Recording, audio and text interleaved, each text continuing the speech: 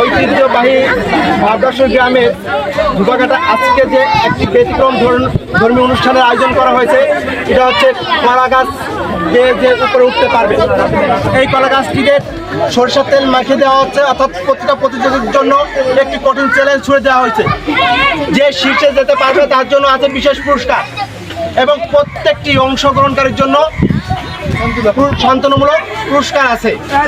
আমি এই মুহূর্তে এই অনুষ্ঠানের উদ্বোধন ঘোষণা করতেছি।